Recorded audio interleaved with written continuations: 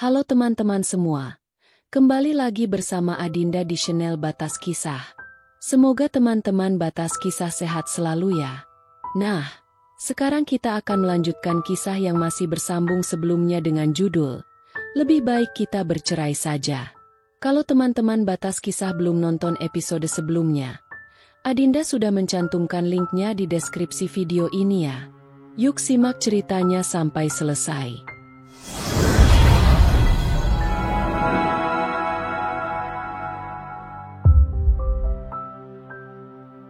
Setiap jam yang ia dengar ayahnya memanggilmu. Ini bahkan belum 1 jam sejak panggilan pertamamu, Mas. Mau makan? Kenapa kamu di sini? Lidahku keluh, karena itu kalimat pertama Mas Juna setelah Mas Juna bangun. Pagi ini, tatapannya tak bersahabat dan membuat sudut hatiku ngilu. Yuri. Keadaannya masih lemah.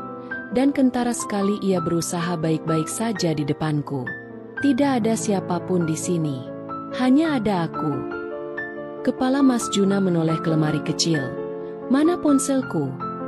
Rahangku mengerat, melihat sikapnya. Tidak bisakah ia menghargaiku? Yang jelas-jelas ada di hadapannya, Yuri dan Naka sekolah. Mbak Lastri, mungkin baru datang agak sore nanti. Selagi aku memberitahunya, Mas Juna tidak melihatku. Tatapannya masih dingin meski dinding yang menjadi fokusnya. Pejaman matanya tampak menahan kesakitan ketika berusaha untuk duduk. Melihat pemandangan itu, hatiku terenyuh dan refleks menopang kepala Mas Juna dan memegang lengannya. Dia tidak menepis, melainkan tatapan tajam yang kuterima setelah membantunya. Aku bisa sendiri.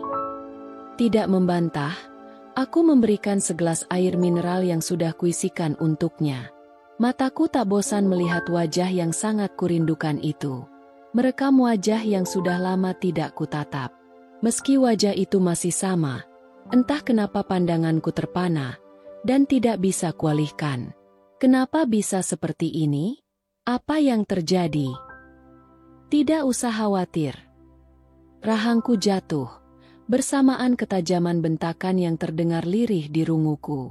Kemudian, wajah Mas Juna berpaling ke kiri, menghadap jendela. Dia tidak ingin melihatku. Tapi, bagaimana bisa aku percaya kalau dia juga tidak membutuhkan di sini? Ketika kemarin Mbak Lastri menunjukkan selembar fotoku yang diambil dari bawah bantalnya, aku. Diamlah. Aku sedang tidak ingin mendengar apapun. Bibir bawahku menjadi sasaran gigiku, karena kalimat Mas Juna kali ini terdengar dingin. Elaan nafasku tidak teratur, karena memikirkan Mas Juna yang sudah berbalik arah sepenuhnya, membelakangiku. Punggung itu memang masih kokoh, dan juga masih kudambakan. Karena Mas Juna memintaku diam, aku diam. Hingga untuk menarik nafas pun, aku lakukan dengan perlahan. Keheningan yang sudah tercipta hampir setengah jam, sedikitnya terurai karena kedatangan dokter yang menangani Mas Juna. Dan, aku bisa melihat senyum samar Mas Juna, meski bukan untukku. Dia berbicara tentang keadaannya. Hatiku mencelos ketika mendengar ucapan dokter. Kelumpuhan kaki kanan Mas Juna, sedikit kemungkinan untuk sembuh. Uraian nasihat dokter Dimas, kurekam dengan baik. Makanan dan pantangan apa yang harus dan tidak harus dikonsumsi Mas Juna. Pergilah. Terima kasih sudah menjengukku, kata Mas Juna setelah dokter keluar. Dan ia kembali membalikan tubuhnya seperti sebelum dokter masuk. Aku sedang tidak ingin mengasihani hatiku, yang jelas-jelas ditolak oleh mantan suamiku. Sedikitnya, di dalam sana terluka, ataupun berdarah. Aku tidak ambil pusing. Apel bagus untuk jantung. Aku mengupas kulit merah itu, dan membuat irisan, menata di piring kecil. Kemudian berjalan ke samping kirinya. Mata kami sempat beradu sebentar, dan Mas Junalah yang memutuskan lebih dulu tatapan kami. Dia tidak mengatakan apapun. Wajahnya kembali dingin, seakan tak tersentuh. Seiris apel, sudah siap antara jemariku. Perlahan, aku mendekatkan ke mulut Mas Juna. Dia masih bergeming, seolah tidak ada siapapun di depannya. Makanlah setengah. Pergilah. Desiran di hatiku terasa perih. Bukan karena penolakannya, tapi luka yang berhasil kutangkap yang disembunyikan Mas Juna. Entah keberanian dari mana, aku memeluknya. Dia rapuh, aku tahu. Dia kesakitan, aku tahu. Dan aku tidak ingin tahu, ada tidaknya rasa kekosongan saat aku tidak ada. Juga penyesalan atas sikapnya. Aku tidak butuh itu. Yang kuinginkan sekarang berada di sampingnya, memberikannya dukungan dan merawatnya. Itulah yang diinginkan hatiku pada ayah anak-anakku. Seperti saat ini, aku memeluknya dan bersyukur Mas Juna tidak menolakku. Air mataku menyeruak, menyerukan kesakitannya yang juga kurasakan. Dadaku bergemuruh ketika menemukan perban di belakang kepala Mas Juna. Kecelakaannya separah ini. Dan Yuri hanya memberitahuku ayahnya sakit dan tidak sadarkan diri. Tahukah ia jika kabar kecelakaan Mas Juna membuatku khawatir? Maka dari itu, ia berbohong, padahal ayahnya sesakit ini, sedangkan aku baik-baik saja di sana. Makan tidur teratur. Meski hati dirundung rindu, putriku tahu perasaanku sebesar apa untuk ayahnya. Cukup lama kami berada dalam posisi seperti ini. Tidak ku tahu perasaannya. Yang jelas terasa berat untuk kulepaskan. Dan dehaman seseoranglah yang membuatku menjauhkan diriku darinya. Maaf, Mbak cuma nganterin ini. Mbak Lastri meletakkan sebuah map coklat di atas lemari kecil yang berada di samping brankar. Belum sempat aku menyapa atau bertanya apapun, Mbak Lastri sudah keluar dan terlihat buru-buru. Mataku beralih pada map yang baru saja dibawa kakak Mas Juna. Laporan proyek dan hasil pendataan. Itu pekerjaan Mas Juna. Rasa canggung tadi masih kurasakan, dan tidak bagi Mas Juna. Sejak memeluknya tadi, hingga pelukan kami terlepas, wajah datar dan dingin itu masih bertahan. Ini ada bubur. Mas mau? Tatapannya tak teralihkan dari jendela, terkesan enggan menatapku. Mas, setelah makan, apa kamu bisa pergi? Tanganku kembali menghalau air mata yang terlanjur mengalir. Aku akan di sini. Mas membutuhkan aku. Tanpa melihatku, Mas Juna mendengus. Jangan kepedean. Aku punya anak-anak. Mereka sekolah. Apa Mas tega biarin mereka bolos? Sementara ada aku di sini. Lebih tega siapa? Aku apa kamu? Dia masih egois. Dan aku tidak marah untuk itu. Malah, rasa bersalah yang kurasakan karena kejadian ini menimpanya. Ini kali pertama ia sakit. Dan dalam keadaan separah ini. Karena itu aku di sini. Tidak perlu. Pergilah. Jadwal mingguanmu dengan kekasihmu akan terganggu. Apa maksudnya? Kamu dengarkan. Dokter bilang apa tadi? Mas Juna menoleh ke arahku. Tatapannya tajam. Aku tidak boleh lelah ataupun stres. Dengan cepat aku mengambil sesuatu di bawah bantalnya dan menunjukkan tepat di wajahnya. Lalu, ini apa?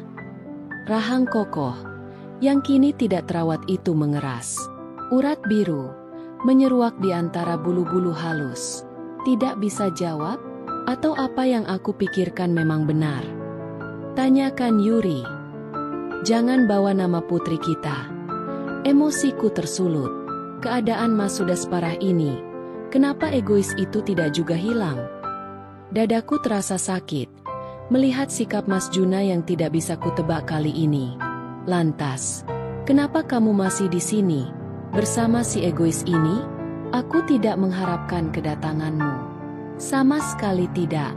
Setelah kamu melepaskan semuanya, kita sudah berakhir. Ketenangan Mas Juna menikam jantungku. Dia masih bisa berpura-pura? Setelah semalam memanggil namaku, berkali-kali dalam tidurnya. Mau kamu apa, Mas? Bukankah kita sudah usai? Suara Mas Juna semakin mendesak bom dalam diriku.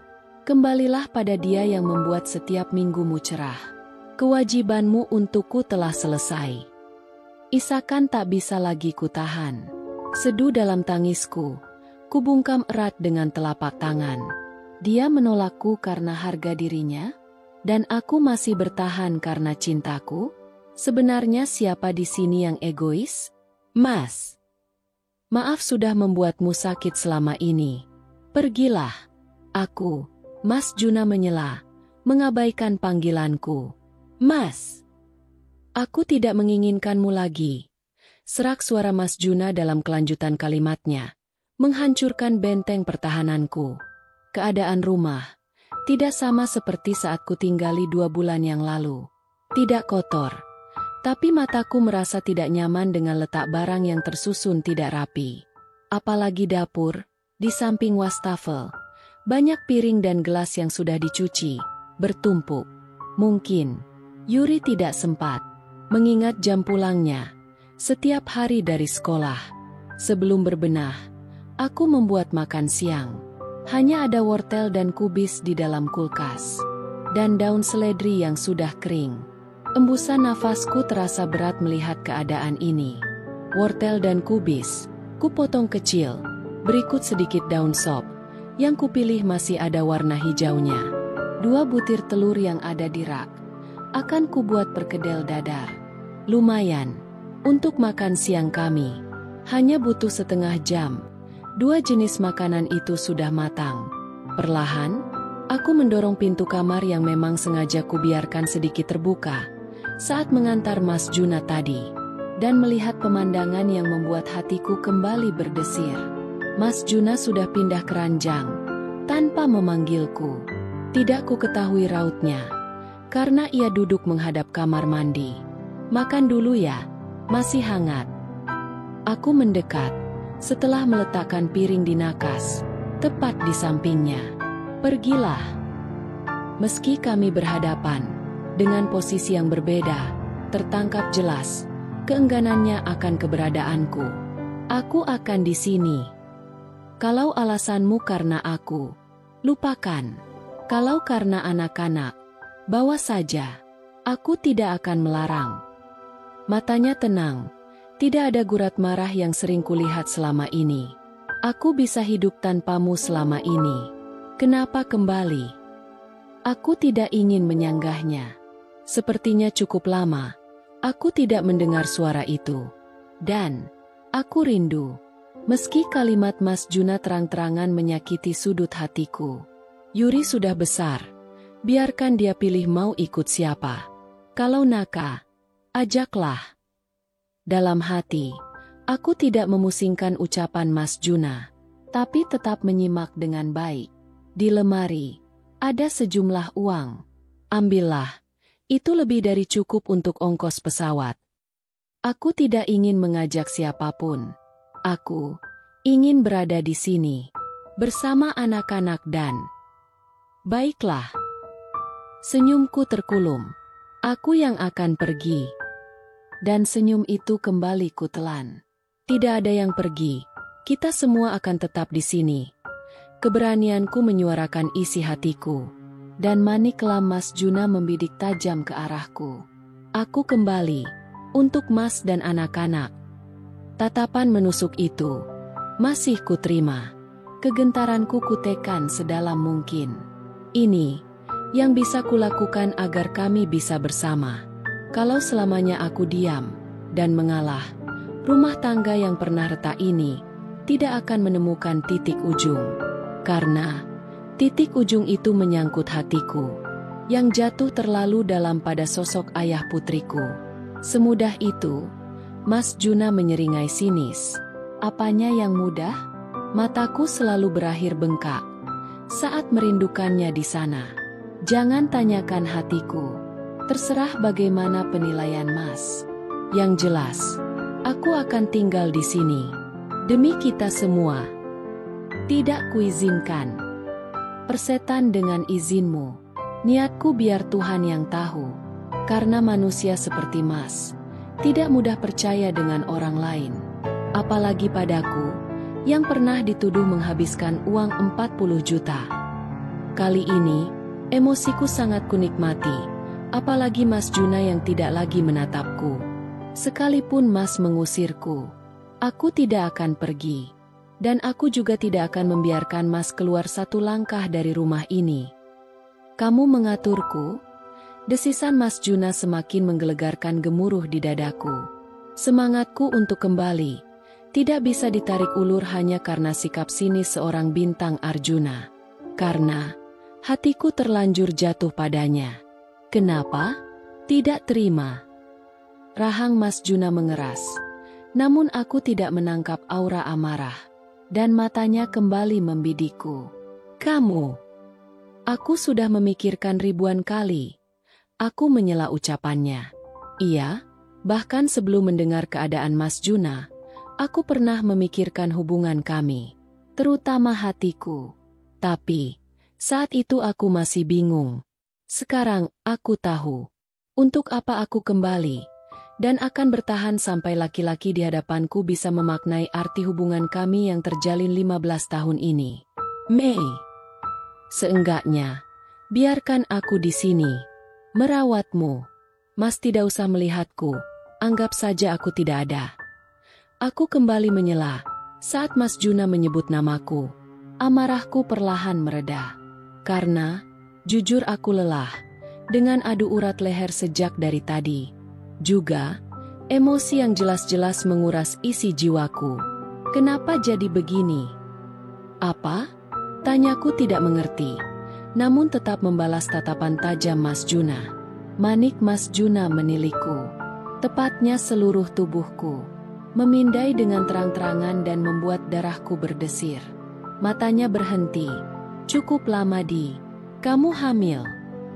Perutku, apa? Refleks tanganku meraba fokus perhatian Mas Juna. Aku hamil? Kamu tidak tahu. Mulutku terbuka, namun tidak ada satupun kata yang keluar. Dan, responsku pada Mas Juna juga tidak ada. Sejak dia menarik tanganku, lebih dekat padanya. Antara bingung juga canggung, karena sentuhan Mas Juna yang sudah lama tidak kurasakan, membuat darahku bergejolak. Ini aneh. Tapi itulah kenyataannya. Keras kepalamu, cerewetmu. Tangan Mas Juna menguraikan pegangannya di jemariku. Hanya kudengar saat kau mengandung Yuri dan Naka. Kini, mataku mengerjap sekali, mencerna perkataan Mas Juna. Mengulang memori dalam 2 bulan terakhir. Ada tidaknya kejanggalan yang kurasakan pada tubuhku. Dan, aku tidak menemukannya. Lagi, aku mengkaji. Apa yang Mas lakukan? Setengah berteriak aku ingin menepis tangan Mas Juna yang menyingkap bajuku ke atas. Namun usahaku sia-sia, karena tangan kirinya menahan tanganku. Sementara tangan kanannya mengusap ringan kulit perutku. Mataku tertuntun mengikuti usapan yang bergelombang itu. Sudah sebesar ini, kamu tidak tahu. Mataku terpaku, melihat perut yang mulai membuncit. Bukan tidak pernah perhatian, tapi baru mengetahui isinya, yang masih simpang siur. Aku pikir, aku gemukan.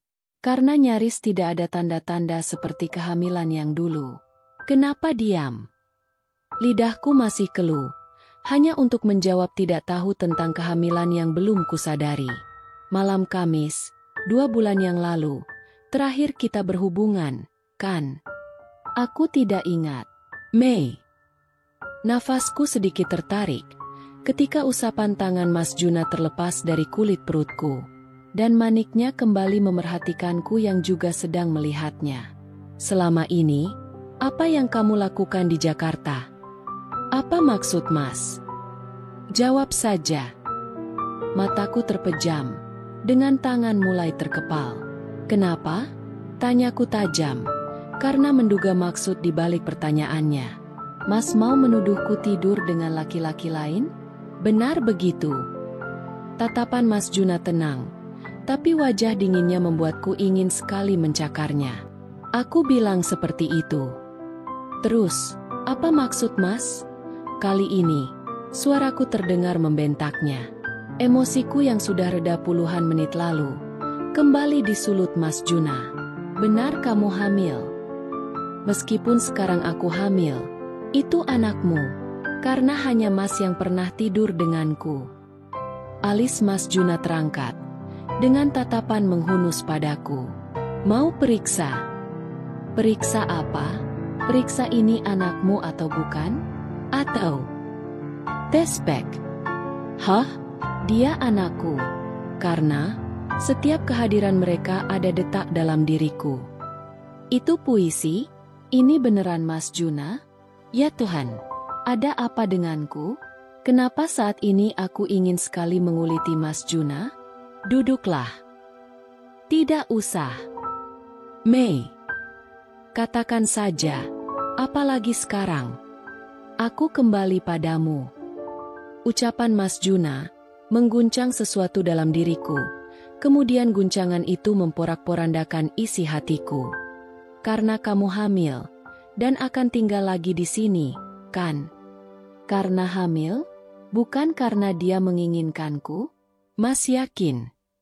Anggukan kepala Mas Juna tegas. Kamu sedang hamil. Dan ikatan kita baru lepas beberapa jam yang lalu. Elaan nafas Mas Juna merengkuh rasaku. Dan sekarang, kita sudah kembali bersama. Tidak baik, tinggal seatap, jika tidak ada akad. Iya, alasannya karena keadaanku saat ini. Seperti yang kamu lakukan di Jakarta. Tinggal satu atap dengan pria lain. Mataku yang awalnya sudah teralihkan, kembali menyorotinya. Aku tinggal dengan Hilda. Dan bisa makan siang bersama, menghabiskan minggu bersama juga. Mas Juna tahu. Kamu pikir aku tidak tahu? Terdengar seperti sindiran. Hanya makan siang.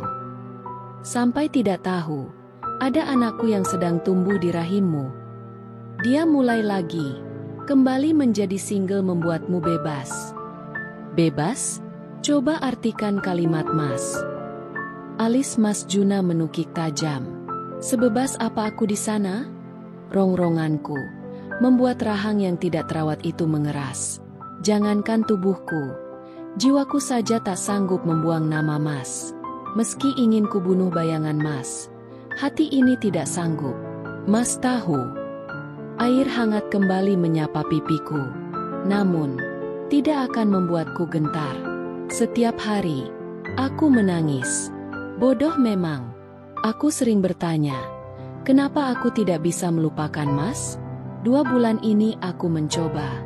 Hasilnya, aku kembalikan. Dengan kasar, tanganku mengusap wajahku. Tidak sanggup membayangkan betapa murahnya diri ini di depan laki-laki yang sudah menghina dan memandang rendah harga diriku. Tapi hatiku sedikit pun tidak beralih darinya. Tubuhku ikut merunduk, hingga lutut menyentuh dinginnya lantai kamar. Aku tergugu, meratapi perasaanku yang kian dalam pada ayah anak-anakku. Semakin aku mencoba melupakannya, semakin ingin kurengkuh dia dalam damaiku. Sudah. Kepalaku terasa berat, ingin membalas, tapi tenagaku seperti terkuras habis. Masuk ke kamar Yuri. Perlahan aku bangun. Tanpa melihatnya, aku naik ranjang, berbaring menghadap punggungnya, kemudian menarik selimut, menutupi hingga dadaku. Jika ingin kembali, jangan setengah. Aku memejamkan mataku, mengikuti rasa ngantuk yang kian menyapa. Tubuhku seperti tidak berdaya lagi, seperti lelah setelah mengangkut beban puluhan ton. Aku mengantuk, selalu seperti ini. Mei. Samar aku merasakan pergerakan Mas Juna, juga mendengarkannya bergumam. Anak ayah, baik-baik di perut ibu. Masak apa, Bu?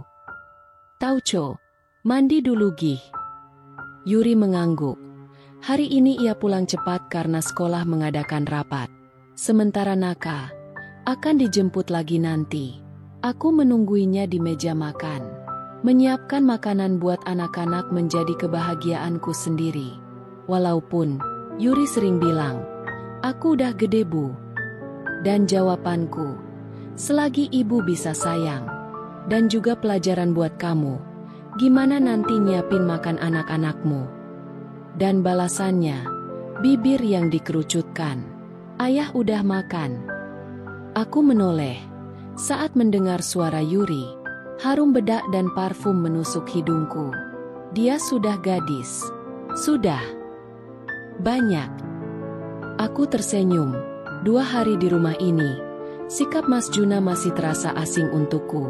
Karena dia masih mendiamkanku. Enggak, tapi lumayanlah. Yuri membalas senyumku.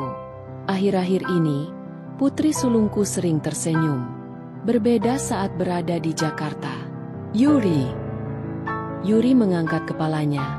Mulutnya mengunyah nasi berlauk tauco tahu udang. Kalau kamu punya adik lagi gimana? Tanyaku hati-hati. Yuri terbatuk. Dan dengan cepat ia meraih gelas dan meneguk air putih. Kemudian, ia memundurkan bangkunya. Melongokkan kepala melihat ke perutku. Ibu hamil. Iya. Kamu nggak suka? Yuri tidak menjawab. Ekspresinya, yang terkejut tadi tergantikan dengan ketenangan. Dan kembali melanjutkan makan. Dalam hati, bertanya-tanya, apa yang sedang dipikirkan anak gadisku? Pendapat ayah. Yuri mengambil tisu, mengusap mulutnya yang berminyak. Sedangkan aku terkejut dengan pertanyaannya. Ibu tidak tahu. Setelah diam sejenak, Yuri bangun, membawa piring kotor ke wastafel. Tidak lama, gemericik air terdengar bersamaan dentingan suara piring. Mataku mengamati punggung anak gadisku, yang sebentar lagi akan meregu pengalihan ke masa dewasanya. Bahagia mengisi relung hati, kala memiliki anak yang sudah seusianya dan bisa diajak bicara. Tapi sudah tahu, kan? Aku mengangguk. Dan Yuri kembali menanggapi. Karena itu, ibu di sini. Bukan, sahutku cepat. Karena, ibu juga baru tahu kehamilan ini nak. Ibu ingin merawat ayah. Ibu ingin kembali. Karena keinginan ibu. Yuri yang sejak tadi berdiri, dengan tangan memegang kepala bangku, perlahan duduk kembali. Matanya tidak tertuju ke arahku.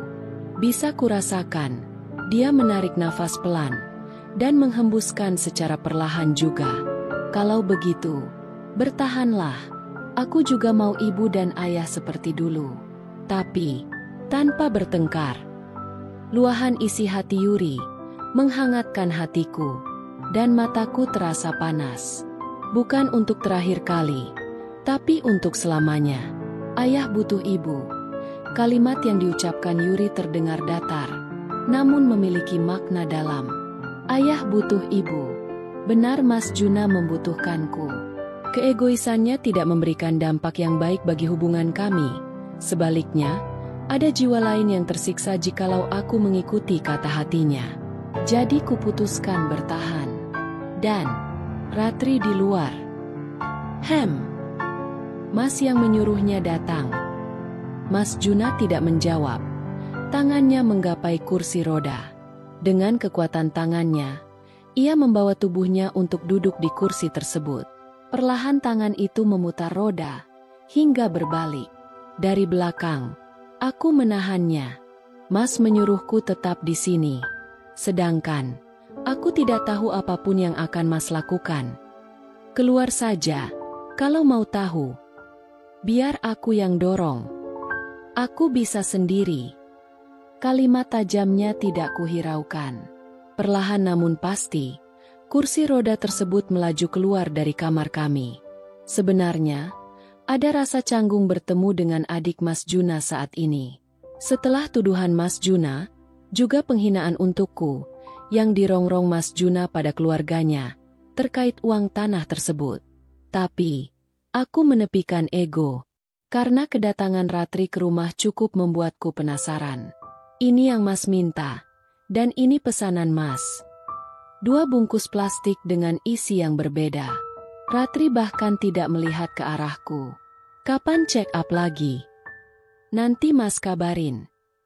Dua orang itu berbicara, tanpa melibatkan aku. Terlihat sekali, wajah enggan Ratri saat tak sengaja bertemu pandang denganku. Mbak Rita sudah pulang. Rita? Siapa itu? Meski samar, aku tahu Mas Juna melirikku. Dia khawatir mendengar kabar tentang kecelakaan Mas. Katanya mau jenguk Mas Nan. Tidak usah. Kalau kamu sudah selesai pulanglah. Mendengar titah kakaknya, wanita yang baru punya satu anak tersebut pulang. Tanpa menatapku, tapi tahu mencium punggung tanganku.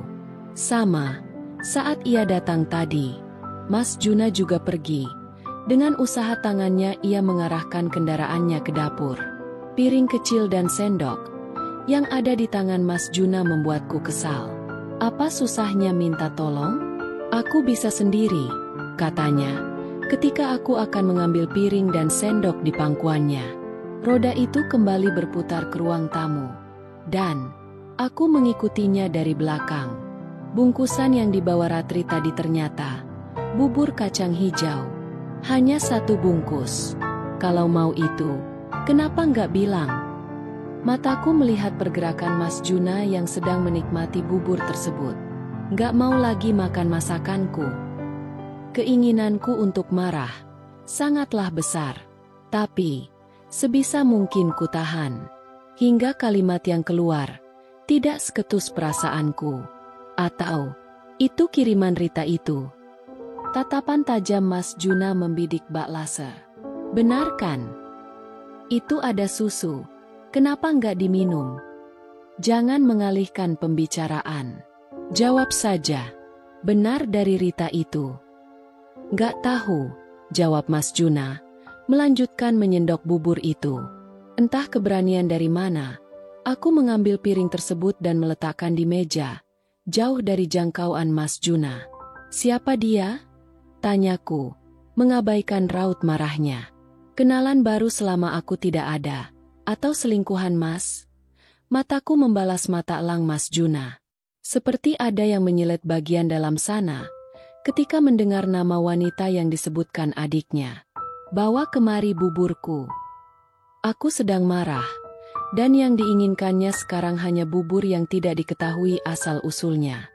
Dengan terpaksa, piring yang berisi bubur tersebut berakhir di wastafel. Dentuman dalam dada tak kian surut, ketika tubuhku masih berada di depan wastafel. Tidak ada tanda-tanda kemunculan Mas Juna. Sungguh, aku murka. 15 tahun, aku tidak pernah mendengarkan nama wanita lain dalam rumah tangga. Sementara, 2 bulan aku tidak berada di sisinya. Adiknya berani menyebutkan nama wanita lain di depanku. Walaupun aku tidak tahu siapa wanita yang dimaksud Ratri, sudut hatiku menemukan sesuatu. Siapa dia, Mas? Katakan saja. Kataku sekali lagi, ketika sudah kembali ke ruang tamu. Untuk apa? Mata Mas Juna tidak menatapku, karena ia fokus pada bungkusan plastik satu lagi yang sedang dibukanya. Sebuah susu, yang pernah kukonsumsi beberapa tahun silam. Jawab saja. Ini beneran mereknya? Mas Juna memperhatikan dengan seksama kotak susu ibu hamil. Harusnya ada haru kala melihat produk di tangannya. Tapi, rasa panas yang sedang menyelinap tak kunjung pergi. Mas. Masa lalu. Masa lalu. Mantan maksudnya? Minum ini dulu. Sudah mau malam juga. Bubur dari mantannya? Susu ini, dari mantan Mas juga. Aku bilang begitu. Aku berdecak cukup keras. Mas sendiri tidak tahu, dari mana bubur itu. Berapa bulan lagi Dedek keluar? Hah? Apa sih Mas? Sepertinya sudah masuk musim penghujan. Dari kemarin, sudah ada rinai dingin itu. Pagi ini rintiknya kembali menyapa bumi. Tidak ada petir yang harus kutakutkan. Justru hawa dingin yang ingin ku tenggelamkan. Kuperhatikan lagi langit. Sepertinya hujan akan lama. Karena, dari teras, bisa kulihat gumpalan awan menghitam, yang sedang coba dikikis badai kecil. Dingin. Kenapa di luar? Kepalaku menoleh, melihat Mas Juna di ambang pintu. Kursi roda itu belum bergerak, masih stay di sana. Sebenarnya, aku mau masuk, bergelung dalam selimut yang bisa menghangatkan tubuhku. Tapi, urung kulakukan. Mau aku bikinkan sesuatu? Tanyaku setelah lama mengheningkan suasana. Tidak. Ngapain juga di sini? Susu kamu masih di meja. Kenapa belum diminum? Oh, aku lupa. Karena buru-buru angkat jemuran di belakang yang terlanjur ku keluarkan. Dan teringat sepatu Naka yang ada di teras. Maka, disinilah keberadaanku sekarang. Aku bergerak, memegang bagian atas kendaraan Mas Juna. Aku bisa sendiri. Masuk saja. Tetap kudorong. Masuk ke dalam. Tak kuindahkan ucapannya. Aku menutup pintu rumah, hingga tidak terdengar lagi dengung rintik sang pencipta. Meninggalkan Mas Juna di ruang tengah, aku masuk ke dapur. Piring bekas sarapanku dan segelas susu masih utuh di meja makan. 2 kali teguk, cairan putih beraroma vanila ku habiskan. Kemudian, aku membawa piring ke wastafel. Ada yang ingin Mas bicarakan? To the point saja. Karena ini kedua kalinya aku mendapati Mas Juna berada tepat di belakangku. Persediaan di kulkas masih ada. Banyak. Mas Juna mendekat ke lemari pendingin. Mengecek omonganku. Kapan beli ayam? Ini ada ikan juga. Cukup terkejut. Sejak kapan Mas Juna peduli isi lemari pendingin itu? Walaupun dia sering masak. Kalau sedang mau, itu juga aku yang nyiapin bahannya. 2 bulan. Waktu itu tidak singkat. Namun benarkah, waktu dengan tempo itu mengubah seorang bintang Arjuna? Pagi tadi, Mang Yayan kebetulan lewat dari gang kita. Gumaman tidak jelas bisa ku dengar keluar dari mulut Mas Juna. Bersamaan kursi rodanya diarahkan keluar dari area dapur. Aku tidak mengikutinya, karena harus membereskan cucian piring. Selang setengah jam, aku masuk. Telingaku terbakar bersama hati yang meluapkan api. Ketika kakiku melangkah masuk karena Mas Juna tidak menutup pintu kamar kami. Dia baru saja menyebutkan nama yang tidak asing di telingaku. Meski baru sekali mendengar nama itu, nyatanya aku cukup ingat. Aku tidak apa-apa. Ratri yang terlalu melebihkan. Perkataan Mas Juna kepada sosok yang di seberang membuatku berang. Dan mata Mas Juna menatapku datar. Tak ada aura, apalagi sirat nyata perasaannya saat ini.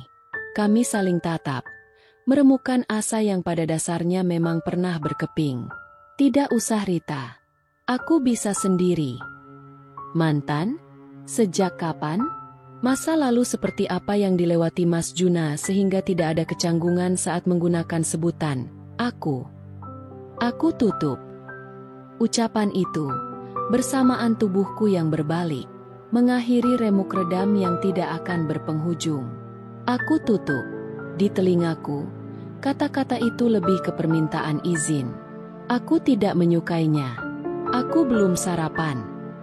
Ada di meja. Sudah kusiapkan. Tidak ada drama. Aku keluar. Tidak ada air mata juga. Namun sangat menyakitkan. Hubungan kami baru merangkak dari titik nol.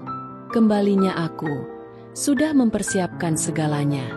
Kecuali yang satu ini, hati Mas Juna pada masa lalunya. Aku tidak pernah tahu itu. Kakiku membawaku ke teras belakang. Dingin hawa pagi ini karena hujan yang deras tidak menghentikan niatku berlama-lama di sana. Aku butuh tempat dan waktu walaupun hanya sebentar. Sebelum menumpahkan luapan emosiku. Yang kualunkan nama itu, nama yang membuat seluruh jiwaku gontai. Meneriaki betapa kuatnya benteng rasa pada dia yang telah menitipkan keturunan di rahimku. Cintaku, sebesar itu. Rasaku sekuat itu. Dan hatiku mengkaji, sebebal apa hatiku nanti, jika Mas Juna memilih pergi. Mei. Mataku membidik sosok Mas Juna di ambang pintu teras belakang. Rambutnya basah. Baju dan celananya juga. Keseluruhannya, Ayah Yuri, Naka, dan bayi yang kukandung ini terlihat habis menceburkan diri ke sungai. Itu, kenapa basah-basahan? Tidak apa-apa. Sarapanku dimejakan. Tidak apa-apa bagaimana? Aku bangun, mendekat padanya. Memindai tubuh Mas Juna hingga satu kesimpulan menghangatkan hatiku. Mas keluar? Ngapain? Dia tenang, kelewat tenang dan menggelitik kembali emosiku. Cari angin. Hujan-hujan begini? Mas pikir aku percaya? Gak dicari pun. Anginnya fine-fine aja. Mas nyari apa? Tepatnya siapa? Lihat saja.